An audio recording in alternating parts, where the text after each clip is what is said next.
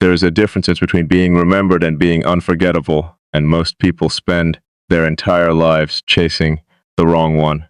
Being remembered is passive. It happens to you, sometimes by accident, sometimes because you were simply present at the right moment in someone's life. Being unforgettable is different.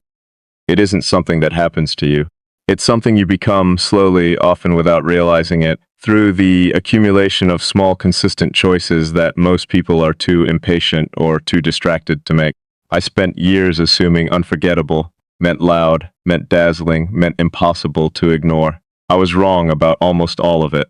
The first mistake I made was believing that being unforgettable required being extraordinary in an obvious way, achievements people could list, talents people could point to, a personality large enough to fill every room it entered. I watched people like that for years, admiring them from a careful distance, assuming that whatever made them memorable was something I simply didn't have.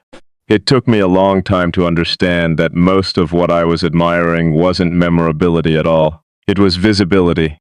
Those are not the same thing, and confusing them cost me years of trying to become louder instead of becoming truer. Visibility fades quickly once the noise stops. You can dazzle a room and be forgotten by the time everyone gets to their car. Unforgettable works differently. It doesn't announce itself in the moment. It reveals itself afterward in the quiet space where someone finds themselves thinking about a conversation days later, unable to fully explain why it stayed with them. That delayed impact, the kind that doesn't peak in the room but continues growing after you've left it, is the real signature of being unforgettable. And it has almost nothing to do with volume. I started paying closer attention to the people who had actually stayed with me over the years, not the ones who impressed me in the moment, but the ones I still thought about long after our paths diverged. None of them were the loudest people I had met. None of them dominated conversations or performed confidence the way I once believed unforgettable people were supposed to. What they shared instead was something quieter and, I think, much harder to fake. They were fully present. When they spoke with you, they weren't half listening while planning their next sentence. When they asked a question, they actually wanted the answer, not as a formality, but as genuine curiosity about who you were underneath the small talk. That kind of presence is rare because it's expensive. It costs attention, and attention has become one of the scarcest resources most people have. We live surrounded by distraction, and full presence requires resisting that distraction deliberately, again and again, in every interaction that would be easier to move through half attentively. The people who remain unforgettable are usually the ones who paid you the uncommon respect of their complete attention, even briefly, even once. That single experience of being fully seen by someone tends to outlast almost anything else they could have said or done. I think this is the first real principle of becoming unforgettable, not performing interest, but actually offering it. People can feel the difference, even if they can't always articulate it. A question asked out of obligation lands differently than a question asked out of genuine curiosity. A compliment given automatically lands differently than one given because something specific was actually noticed. Most people are so used to receiving the automatic version that the genuine version stands out immediately, almost uncomfortably, because it reminds them how rarely they receive it. I had to relearn how to listen before I could understand this properly. For years, I listened the way most people do, waiting for my turn to speak, half formulating my response before the other person had finished their sentence. I thought that was normal conversation. It took an uncomfortable amount of self-observation to notice how little I was actually absorbing while I was busy preparing what I wanted to say next. Real listening, the kind that makes someone feel unforgettable to you, and consequently makes you unforgettable to them, requires abandoning that preparation entirely. It requires trusting that the right response will arrive naturally once you've actually understood what was said, instead of rehearsing something clever in advance. Once I started listening that way, something shifted in how people responded to me. It wasn't dramatic. No one ever said, "You're such a good listener," in an obvious way. What changed was subtler. People began telling me things they didn't usually share so quickly. Conversations that would normally stay surface level for months suddenly deepened within a single sitting. I didn't do anything except remove the noise of my own anticipation and actually receive what was being said. That removal, small and invisible from the outside, turned out to be one of the most powerful things I could offer anyone. The second principle I learned, slower and more reluctantly, was that consistency matters more than intensity. We are conditioned to believe that unforgettable moments require peaks, grand gestures, dramatic declarations, memorable events built around big emotions. Some of that is true, but it isn't the whole picture, and relying only on peaks creates a shallow kind of memorability that fades quickly once the excitement settles. What actually builds a lasting impression is the pattern underneath the peaks, the steady, reliable version of you that shows up the same way regardless of circumstance. I used to think this was boring advice, the kind of thing people say when they don't have anything more exciting to offer. Then I noticed something about the people I trusted most deeply, and it changed how I understood the entire concept. The people I trusted weren't necessarily the most exciting people I knew. They were the most predictable, in the best sense of that word. I knew what to expect from them. I knew their word meant something. I knew that who they were on a difficult day matched who they were on an easy one. That predictability, oddly enough, became one of the rarest and most memorable qualities a person could have, precisely because so few people maintain it. Inconsistency, no matter how charming in short bursts, erodes memorability over time because it replaces trust with uncertainty. You might remember someone vividly because they confused you, because their behavior kept you guessing, but that kind of memory is closer to a wound than a gift. Unforgettable, the version worth pursuing, isn't about staying on someone's mind through confusion or unpredictability. It's about becoming a stable point of reference in their life, someone they can return to, mentally or literally, and find exactly what they expected to find. That stability doesn't mean being predictable in a dull, uninteresting way. It means being reliably yourself, expressing your actual personality consistently instead of adjusting it depending on who's in the room. I used to shift subtly depending on the audience, more reserved around people I perceived as serious, more animated around people I perceived as fun, quietly rearranging pieces of myself to match whatever version I assumed the moment required. That constant adjustment made me forgettable, not because I lacked personality, but because I never let any single version of it fully exist long enough to be recognized as authentically mine. Becoming unforgettable required me to stop editing myself in real time based on assumptions about what other people wanted. It required trusting that the parts of me that felt too intense, too quiet, too unconventional in certain settings were exactly the parts worth keeping visible, because those were the specific details that would actually distinguish me from everyone else quietly performing the same generic version of likability. Generic likability is forgettable by definition. It blends. It is designed to blend. Unforgettable, by contrast, requires edges, specific enough that they can't easily be confused with anyone else. I think this is where a lot of people get stuck, afraid that showing their actual edges will make them less likable rather than more memorable. There's some truth buried in that fear. Genuine specificity does alienate people who were only ever going to connect with the generic, blended version of you. But it also does something more valuable. It creates deep resonance with the people who were always going to appreciate exactly what makes you different, and those connections tend to last far longer and mean far more than the wide, shallow approval that comes from being universally inoffensive. I had to give up the goal of being universally liked in order to become genuinely unforgettable to the people who actually mattered. That trade felt risky at first. It meant accepting that some people would find me too much, too particular, too unlike what they expected. It also meant that the people who did resonate with me resonated deeply, without ambiguity, because what they were responding to was actually me rather than a smoothed-over version designed to avoid friction. The third thing I learned, and possibly the most important, is that unforgettable people tend to make others feel something true about themselves. Not just something flattering, but something accurate. Flattery is cheap and easily forgotten because it doesn't require the giver to actually see the recipient clearly. It requires only the willingness to say pleasant things. Genuine recognition is entirely different. It requires actually noticing something specific and true about a person, something they may not have fully articulated to themselves yet, and reflecting it back to them clearly enough that it lands. I remember the handful of times someone said something to me that felt less like a compliment and more like being truly seen, a specific observation about how I think, how I handle difficulty, a pattern in my behavior I hadn't consciously named but instantly recognized as accurate the moment it was spoken aloud. Those moments stayed with me longer than almost anything else anyone has ever said to me, precisely because they required real attention to produce. Anyone can say you're smart or kind. Very few people can articulate exactly how your particular kind of intelligence or kindness actually operates, because doing so requires having actually watched you closely enough to notice.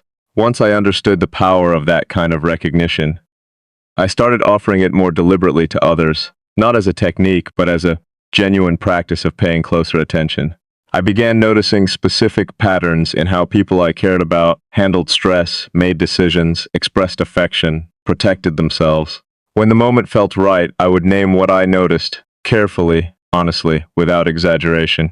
The responses to that kind of specific recognition were almost always the same: a brief pause, sometimes a visible shift in expression, occasionally the admission that no one had ever put it quite that way before. That reaction told me everything I needed to know about how rare genuine attention has become and how deeply people respond when they finally receive it. I think unforgettable, in its truest form, is really just another word for deeply attentive, consistently authentic, and specifically honest, applied patiently over time. It isn't a performance you deliver once and then hope lingers in someone's memory. It's a pattern you build, interaction by interaction, until the people who know you carry a genuinely accurate, deeply felt impression of who you actually are, rather than a vague, generic sense of someone pleasant they once met. There's also something to be said about timing, though not in the way most people assume. Being unforgettable doesn't require perfect timing in the sense of always saying the right thing at the right moment. It requires the willingness to be present during moments most people avoid: difficult conversations, uncomfortable silences, situations where showing up costs something. Anyone can be pleasant during easy moments. Almost no one remains present, honest, and reliable during hard ones. The version of you that shows up during someone's difficult season, without flinching, without disappearing, without needing the situation to become easier before you're willing to stay, becomes permanently etched into how they remember you. I learned this slowly, mostly by watching who stayed present in my own life during periods when staying present cost something, and by noticing how much more vividly I remembered them compared to people who had been perfectly pleasant during easier times. Difficulty reveals character in a way ease never can, and character revealed honestly during hard moments is one of the most unforgettable things a person can offer another. It isn't glamorous. It rarely feels significant in the moment, but it becomes, retrospectively, one of the clearest measures of who actually mattered. I also had to unlearn the belief that being unforgettable required constant output, constant effort, constant performance of value. For a long time, I believed I needed to keep proving my worth in every interaction, offering advice, insight, entertainment, something tangible that justified my presence in the room. That belief exhausted me and, ironically, made me less memorable, not more, because it filled every interaction with a subtle undertone of trying too hard.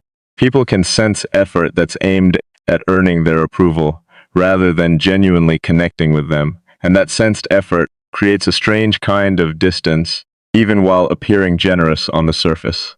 The shift happened when I stopped trying to prove my value and started simply existing as myself in conversations, comfortable with silence, comfortable with not having something impressive to contribute every time I spoke, comfortable letting other people take up more space without needing to compete for attention.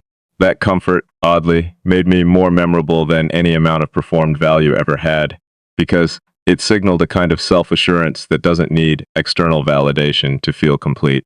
People remember confidence built on genuine ease far more than they remember performances built on anxious effort, even when the performances are objectively more impressive in the moment. I think Unforgettable, ultimately, has very little to do with what you do and almost everything to do with how fully you show up while doing it. Two people can say the exact same words, offer the exact same gesture, sit through the exact same conversation, and one will be forgotten by the following week while the other lingers for years, not because the content differed, but because the presence behind it did. Presence is the invisible ingredient that turns ordinary moments into unforgettable ones, and presence cannot be faked convincingly for long, no matter how skilled the performance. Looking back across every person who has ever remained vivid in my memory long after our paths diverged, I noticed the same pattern repeating. None of them tried particularly hard to be unforgettable. They were simply consistently, unmistakably themselves, attentive when it mattered, honest when honesty was inconvenient, present during difficulty, specific in how they saw the people around them. None of that requires exceptional talent or exceptional charisma. It requires exceptional attention, exceptional consistency, and the quiet courage to remain yourself, even when a more generic version would have been easier to offer. That, I think, is the real answer to how to be unforgettable. Not through grand gestures, not through constant impressiveness, not through carefully managed charisma, but through the accumulation of small, honest moments where you were fully present, consistently yourself, and genuinely attentive to the people in front of you. Those moments rarely feel significant while they're happening. They only reveal their weight in retrospect when someone realizes months or years later that they still think about you, not because of anything dramatic you said or did, but because of how completely you were there the entire time. There is another dimension to this that took me even longer to notice, and it has to do with how we treat people who cannot offer us anything in return. I think this reveals more about a person's true character, and therefore their true memorability, than almost anything else. It's easy to be attentive, generous, and fully present with people who can benefit your reputation, your career, your social standing. It's an entirely different test to offer that same quality of attention to someone who has nothing to give you, someone whose opinion carries no professional weight, someone the room has quietly decided isn't worth much time. I noticed, looking back, that the people who remained most vivid in my memory were often the ones who treated everyone with the same baseline respect, regardless of what that person could offer them. A person who is warm to executives and dismissive to assistants isn't actually warm. They are strategic, and strategic warmth, however convincing in the moment, tends to reveal itself eventually, usually at the exact moment it matters least to maintain the illusion. Genuine, unforgettable warmth doesn't calculate who deserves it. It simply exists, consistently, regardless of audience.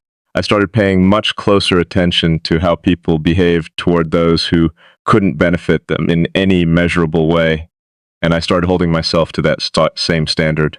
It changed how I moved through ordinary days, how I spoke to people whose names I'd otherwise forget by the end of the week, how I treated interactions that used to feel too small to matter.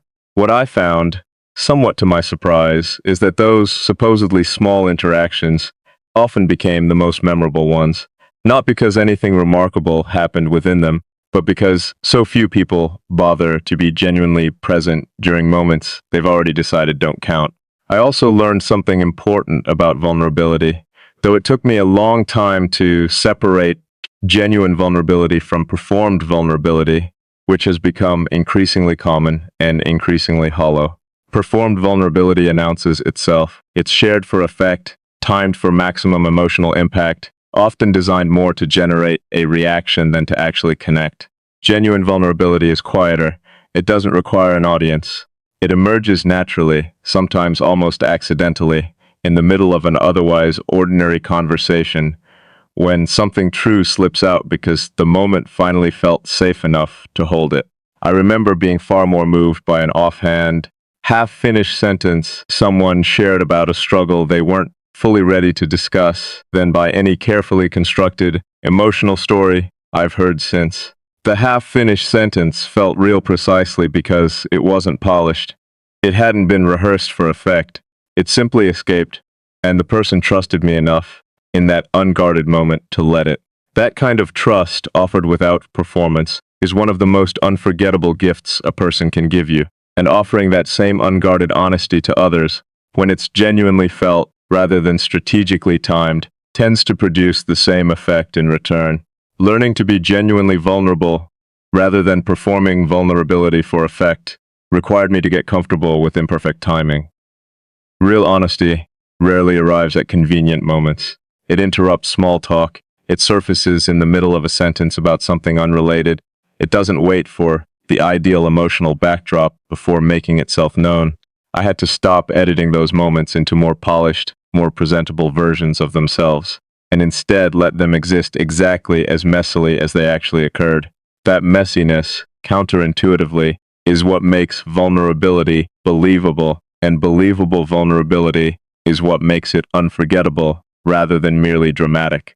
Another thing I had to unlearn was the assumption that being unforgettable required avoiding disagreement, smoothing over every friction point to maintain constant likability. I used to believe that conflict, even gentle, respectful conflict, damaged how memorable I could be to someone, that the safest path toward being remembered fondly was agreement, validation, and constant accommodation. I've come to believe almost the opposite.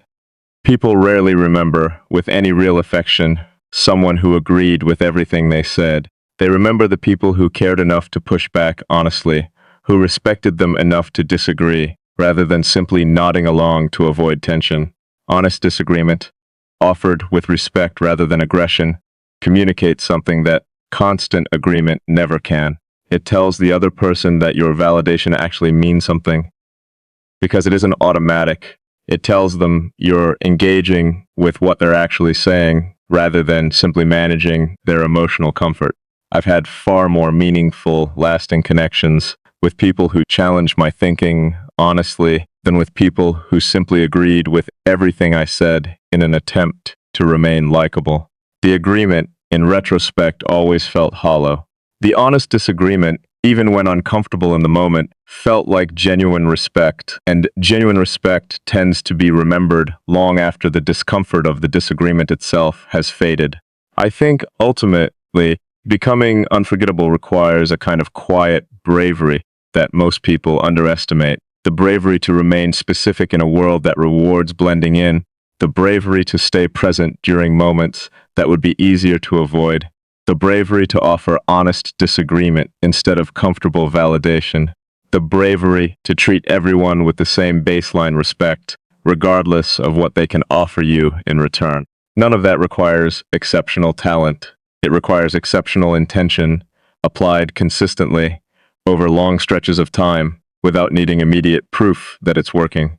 That lack of immediate proof is, I think, why so many people give up on this approach before it has the chance to work. Being unforgettable doesn't produce instant feedback the way performing for approval does. You don't get to see, in real time, whether your quiet consistency, your genuine attention, your specific honesty is actually landing the way you hope it will. That feedback arrives much later, often in ways you never witnessed directly, in conversations that happen without you, in memories that surface years afterward, in the quiet realization someone has, long after you've moved on from each other, that you were one of the people who actually mattered. I've stopped needing to see that proof in the moment. I've come to trust that consistency, honesty, attention, and presence compound quietly over time, the same way any meaningful investment does, without requiring constant validation along the way. Some people I've been genuinely present with may never tell me how much it mattered. Some may not even fully realize it themselves until much later, in a moment I'll never witness. That's fine. Being unforgettable was never really about receiving recognition for it. It was about becoming the kind of person worth remembering, regardless of whether anyone ever explicitly says so. If there's one thing I would want anyone chasing this idea to understand, it's that unforgettable was never meant to be a performance aimed outward. It's an orientation you build inward toward attention, toward honesty, toward consistency, toward presence, And the byproduct of building that orientation happens to be the kind of impression that quietly outlasts almost everything else people forget. You don't become unforgettable by trying to be remembered. You become unforgettable by becoming someone worth remembering, and then simply continuing to show up as exactly that person patiently, honestly, for as long as it takes.